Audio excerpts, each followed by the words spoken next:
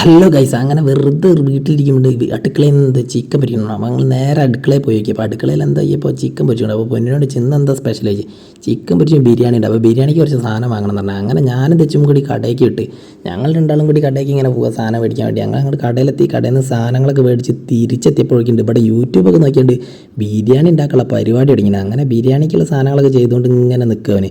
അപ്പോൾ അതേപോലെ തന്നെ അപ്പുറത്ത് ദീച്ചും കിടന്നാണ്ട് ദീച്ചും ഇതൊക്കെ പറഞ്ഞാണ്ട് എന്തൊക്കെ ചെയ്യേണ്ടത്. അപ്പോൾ ഞാൻ വിചാരിച്ചു ഏതായാലും വെറുതെ ഒരു കാർ വാഷും കൂടി വാങ്ങി വരാം വണ്ടി നിന്ന് കഴുകാന്ന്.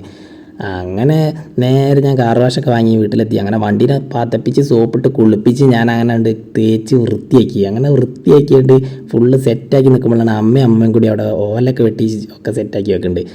അങ്ങനെ അതും കഴിഞ്ഞപ്പോൾ പൊന്നു വിളിക്കുന്നുണ്ട് ദമ്മൊട്ടിക്കുന്ന സമയത്ത് ഓടി വരിയുന്നത്. അങ്ങനെ ഞാൻ ഓടിപ്പോയി ദമ്മൊട്ടിക്കുള്ള വീഡിയോ ഒക്കെ എടുത്ത് അങ്ങനെ വീഡിയോ എടുത്ത് ഞങ്ങൾ ദമ്മൊക്കെ പൊട്ടിച്ച് സെറ്റാക്കി നിൽക്കുമ്പോഴാണ് അങ്ങനെ ദമ്മൊട്ടിച്ച് സെറ്റാക്കി ഞങ്ങൾ നേരെ എടുത്ത് ഇനിയിപ്പോൾ ഏതായാലും അമ്മമ്മേനെ എല്ലാവരും വിളിച്ച് വേഗം വരും നമുക്ക് ഫുഡ് കഴിക്കാറുണ്ട്.